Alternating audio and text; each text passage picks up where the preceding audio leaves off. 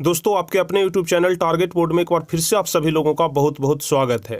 तो दोस्तों सबसे पहले हम आपसे यही कहना चाहते हैं कि अगर आप इस वीडियो को देखना शुरू कर दिए हैं तो कुछ देर तक जरूर देख लीजिएगा, और हम गारंटी के साथ कहते हैं कि अगर आप इस वीडियो को कुछ देर तक देख लीजिएगा उसके बाद आप खुद ब खुद ही इस वीडियो को पूरा जरूर देख लीजिएगा, क्योंकि इस वीडियो में हम आपको एक ऐसे इंपॉर्टेंट टॉपिक के बारे में बताए हैं कि अगर आप इस टॉपिक को अच्छे तरीके से समझ जाते हैं तो हम गारंटी के साथ कहते हैं कि एग्जाम में 5 से 10 नंबर आपके कन्फर्म हो जाएंगे। और यदि एग्जाम में कम से कम 5 से 10 नंबर कंफर्म नहीं हुआ तो आप इस वीडियो को जितना डिसलाइक मारना है मार सकते हो, जो भी कमेंट में बोलना है बोल सकते हो, हम स्वेच्छा से उसे स्वीकार कर लेंगे। लेकिन हाँ, अगर इस वीडियो को देख करके आपको ऐसा लगे कि हाँ 5 से 10 नंबर मेरा इस वीडियो देखने से कंप्लीट हो गया, मिनिमम 5 नंबर भी अगर कंप्लीट हो गया तो लाइक जरूर करेंगे और कमेंट में हमारे लिए एक शब्द जरूर कहेंगे जो कि हमें अच्छा लगे।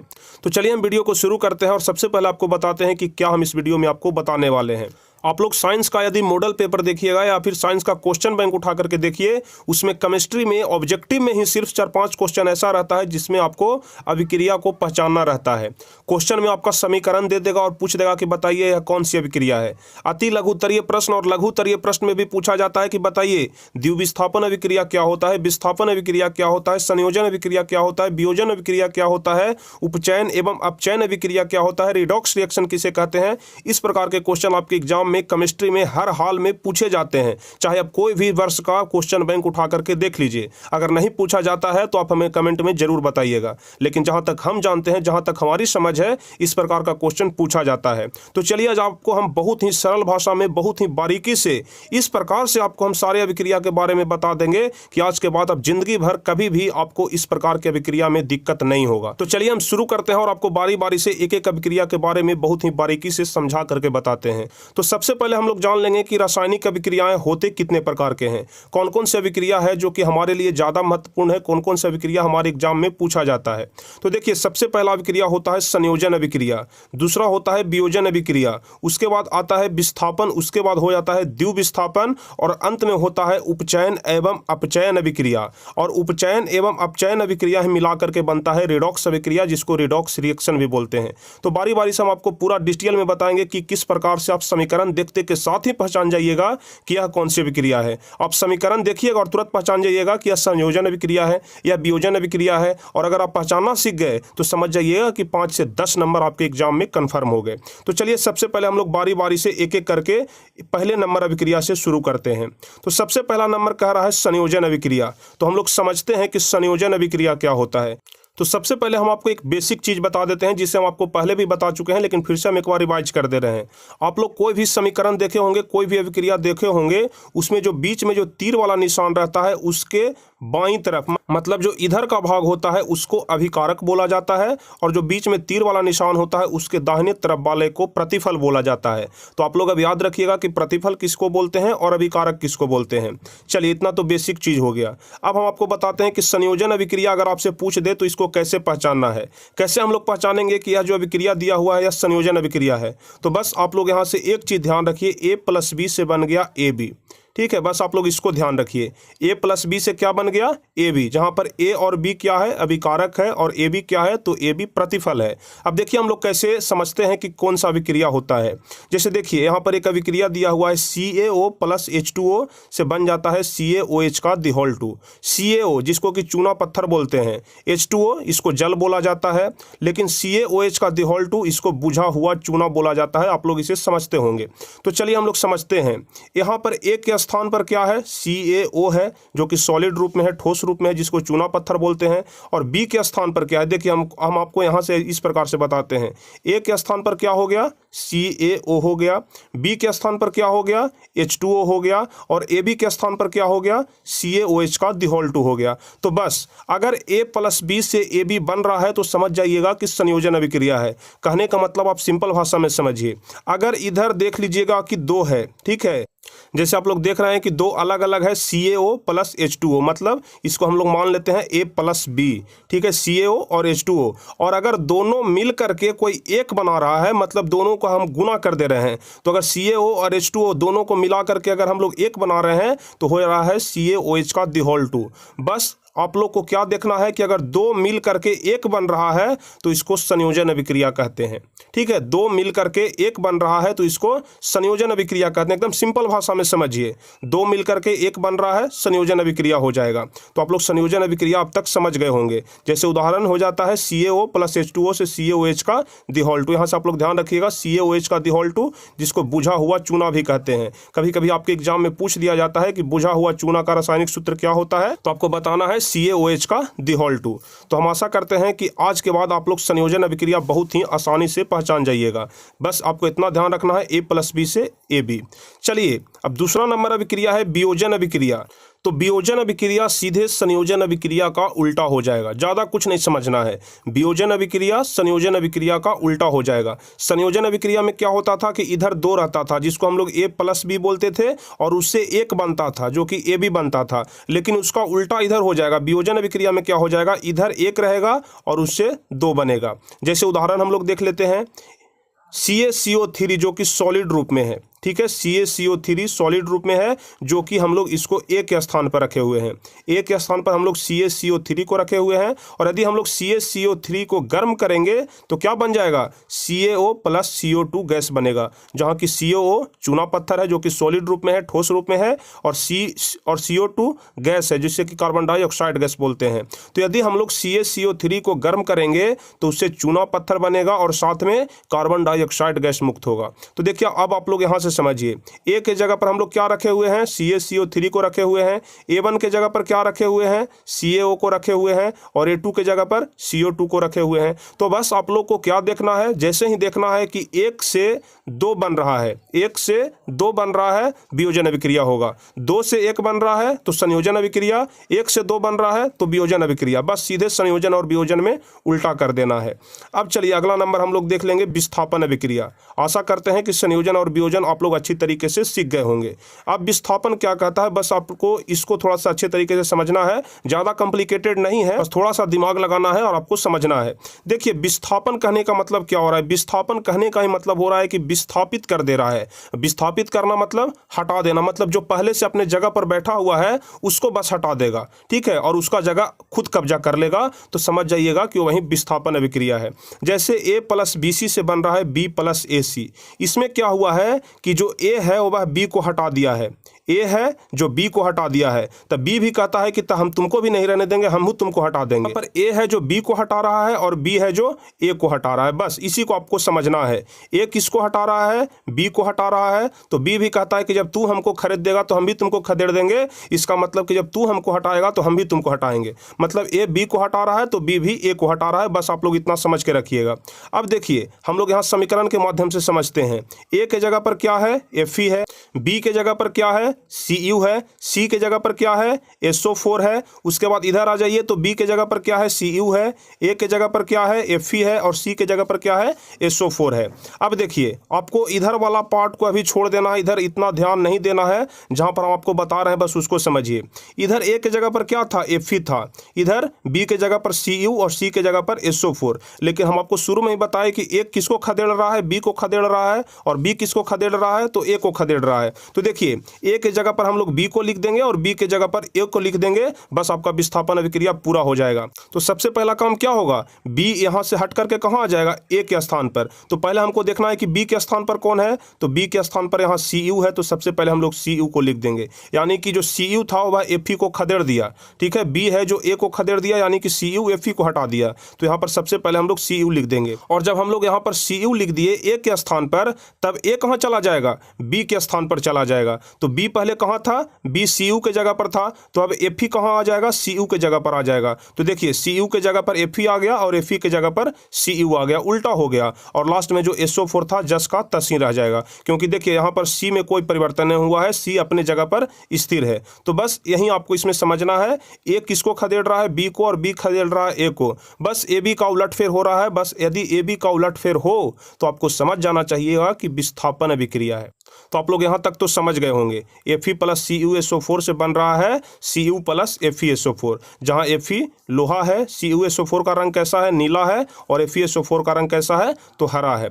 चलिए विस्थापन अभिक्रिया भी आप लोग अच्छे तरीके से समझ गए होंगे। अब चलिए द्विविस्थापन अभिक्रिया समझेंगे। द्विविस्थापन अभिक्रिया और विस्थापन अभिक्रिया में कोई ज़्यादा अंतर नहीं है, बस अंतर इतना है कि यहाँ पर सिर्फ ए रहता था और यहाँ पर BC रहता था, मतलब एक यहाँ पर रहता था और 2 यहाँ पर रहता था। लेकिन यहाँ पर क्या है, 2 इधर भी रहेगा और 2 इधर भी रहेगा, लेकिन दोनों में फिर से खदेड़ा खदेड़ी होगा। कैसे खदेड़ा खदेड़ी होगा जो आप लोग देख लीजिए। ए है जो यहाँ पर C को खदेड़ रहा है, तो C भी कहता है कि तो हम भी तुमको खदेड़ देंगे, मतलब ए है जो C को खदेड़ रहा है तो C ए को हटा दे रहा है। बस ए और सी का उलटफेर कर देना है, बाकी सब कुछ सेम का सेम ही रह जाएगा। तो सबसे पहले हम लोग देख लेंगे ए के जगह पर क्या है, Ba है, बी के जगह पर क्या है, Cl2 है, सी के जगह पर क्या है, Na2 है, डी के जगह पर क्या है, SO4 है। अब देख लीजिए सी के जगह पर क्या है, Na2 है, बी के जगह पर क्या है, Cl2 है, ए के जगह पर क्या है, Ba है और डी के जगह पर क्या है, SO4 है। बस, तो आपको अभी लास्ट वाला ध्यान नहीं देना है, पहले शुरू में ही आपको देख लेना है। तो चलिए हम लोग शुरू में देख लेते हैं। पहले AB plus CD BaCl2 plus Na2SO4। तो सबसे पहले C कहाँ पर आ जाएगा, C जो है वह ए के स्थान पर आ जाएगा। तो यहाँ पर C कहाँ है, तो C Na2 है, तो Na2 कहाँ आ जाएगा, ए के स्थान पर, यानी कि सबसे पहले। तो हम लोग Na2 को ए के स्थान पर यानी कि सबसे पहले लिख दिए। उसके बाद B, तो B का कोई स्थान चेंज नहीं हुआ है, तो B जस का तस हो जाएगा, यानी कि यहाँ पर B के स्थान पर Cl2 था, तो हम लोग यहाँ पर भी Cl2 को ही लिख दिए। तो देखिए C आ गया ए के स्थान पर और B जस का तस रह गया, तो क्या बन गया, Na2Cl2। अब देख लीजिए C के स्थान पर यहाँ पर क्या आ जाएगा, यहाँ पर जो C है C के स्थान पर क्या आएगा, C के स्थान पर A आ जाएगा। तो यहाँ पर हम लोग देखेंगे कि A के स्थान पर कौन था, तो A के स्थान पर Ba था, तो Ba यहाँ पर आ गया। और लास्ट में D में कोई परिवर्तन नहीं हुआ है, D अपने जगह पर स्थिर है, तो BaSO4 यहाँ पर लिखा गया। तो देख लीजिए, तो एक बार फिर से हम रिवीजन कर रहे हैं, आप लोग देख लीजिएगा। सबसे पहले Na2 जो कि C के जगह पर था लेकिन अब A के स्थान पर आ गया। उसके बाद B में कोई परिवर्तन नहीं हुआ, तो Cl2 के जगह पर हम लोग Cl2 लिख दिए। बस आपको क्या करना है, Ba के जगह पर Na2 आ जाएगा और Na2 के जगह पर Ba आ जाएगा। बस आपको इतना ही चेंज करना है, A के जगह पर C और C के जगह पर A। लेकिन अब आप लोग यहाँ से देखिए Na2Cl2 है ना, Na2Cl2 मतलब कि सोडियम भी 2 है और Cl2 भी यहाँ पर 2 है। तो क्या करेंगे कि हम NaCl लिख देंगे और पहले 2 लगा देंगे, और यदि हम लोग पहले 2 लगा देंगे यहाँ पर, तो यह दोनों के लिए 2 काम कर जाएगा। तो क्या बन जाएगा नया समीकरण, 2NaCl प्लस BaSO4। तो यदि समीकरण पूछता है कि BaCl2 प्लस Na2SO4 से क्या बनेगा, तो बनेगा 2NaCl प्लस BaSO4। इसी को बोलते हैं द्विविस्थापन अभिक्रिया। तो हम आशा करते हैं कि आपको द्विविस्थापन अभिक्रिया भी अच्छे तरीके से समझ में आ गया होगा। तो अभी तक हम आपको 4 रिएक्शन बताए, पहला संयोजन, दूसरा वियोजन, तीसरा विस्थापन और चौथा द्विविस्थापन अभिक्रिया। अगर किसी प्रकार का कोई भी डाउट रह जाए तो आप हमें नीचे कमेंट में जरूर पूछ लीजिएगा। अब चलिए हम लोग 5वें नंबर पर चलेंगे, जिसको बोलते हैं उपचयन व अपचयन।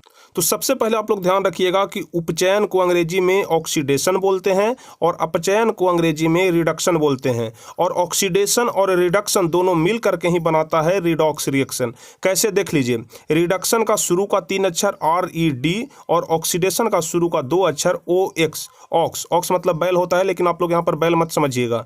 रिडक्शन का शुरू का 3 अक्षर रेड और यहाँ पर OX, दोनों मिलकर के क्या बन गया, REDOX, यानी कि रिडॉक्स रिएक्शन बन गया। तो यहाँ से एक बात सामने निकल करके आती है कि अपचयन और उपचयन यानी कि ऑक्सीडेशन और रिडक्शन मिलकर के ही रिडॉक्स रिएक्शन बनाता है। 5वां आप लोग यहाँ तक समझ गए होंगे। अब चलिए हम पहचानने का तरीका बताते हैं कि किस प्रकार से अपचयन और उपचयन को आप लोग पहचान सकते हैं। बहुत ही ज़्यादा आसान है, बस थोड़ा सा ध्यान देने की जरूरत है। सबसे पहले हम लोग उपचयन देख लेते हैं, जिसको कि ऑक्सीडेशन बोलते हैं। कैसे पहचानेंगे कि यह उपचयन अभिक्रिया है, यह ऑक्सीडेशन रिएक्शन है? तो देख लीजिए, अगर इसमें 3 पार्ट हम आपको बताएंगे, 3 पॉइंट बताएंगे। पहला, यदि इलेक्ट्रॉन का ह्रास हो, ठीक है, पहला यदि इलेक्ट्रॉन का ह्रास हो तो समझ जाना चाहिए कि उपचयन अभिक्रिया है। यदि हाइड्रोजन का ह्रास हो तो भी समझ जाना चाहिए कि उपचयन अभिक्रिया है। लेकिन यदि ऑक्सीजन का योग हो तो समझ जाना चाहिए कि उपचयन अभिक्रिया है। मतलब 3 केस यहाँ से सामने निकल करके आ रहा है। यदि इलेक्ट्रॉन का ह्रास हो तो भी उपचयन, यदि हाइड्रोजन का ह्रास हो तो भी उपचयन, और यदि ऑक्सीजन का योग हो तो भी उपचयन। उदाहरण के तौर पर आप लोग देख सकते हैं, Zn से बन गया Zn2+, लेकिन इसमें 2 इलेक्ट्रॉन का ह्रास हो रहा है। 2NH3 से बन गया N2+3H2, यानी कि यहाँ पर हाइड्रोजन बाहर हो रहा है, मतलब हाइड्रोजन का ह्रास हो रहा है, तो इसको भी हम लोग बोलेंगे उपचयन। यहाँ पर बन रहा है 2Mg+O2 को यदि हम लोग गर्म करेंगे तो बन जाएगा 2MgO। यहाँ पर ऑक्सीजन का योग हो रहा है, देख लीजिए मैग्नीशियम में ऑक्सीजन आकर के जुड़ रहा है, जब जुड़ रहा है इसका मतलब कि ऑक्सीजन का योग हो रहा है, और जब ऑक्सीजन का योग होगा तो हमको समझ जाना चाहिए कि यह जो अभिक्रिया है उपचयन अभिक्रिया है, ऑक्सीडेशन रिएक्शन है। तो हम आशा करते हैं कि आप लोग उपचयन अभिक्रिया भी अच्छे तरीके से समझ गए होंगे। अब सबसे लास्ट वाला बच गया अपचयन, जो कि सीधे उपचयन का उल्टा है, सीधे उपचयन का उल्टा है। तो सबसे पहले उल्टा जानने के लिए हमको सीधा अच्छे तरीके से समझना पड़ेगा, तो बस आप लोग इसको अपने मन में अभी रखिएगा और ध्यान से समझते रहिएगा कि क्या हम आपको उपचयन में बताए हैं, और सीधे यहाँ पर आकर के इसका उल्टा कर देना है।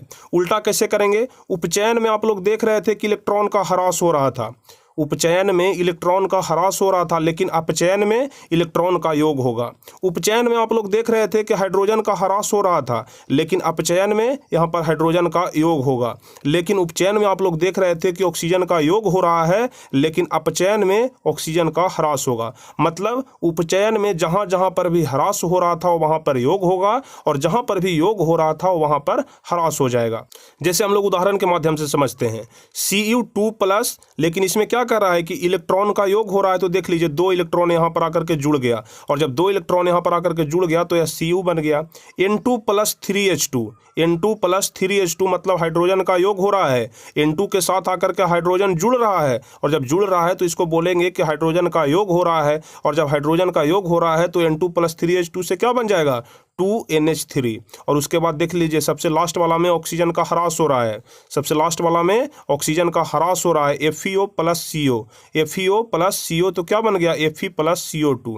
ठीक है, यहाँ पर ऑक्सीजन का ह्रास हो रहा है, ध्यान रखिएगा।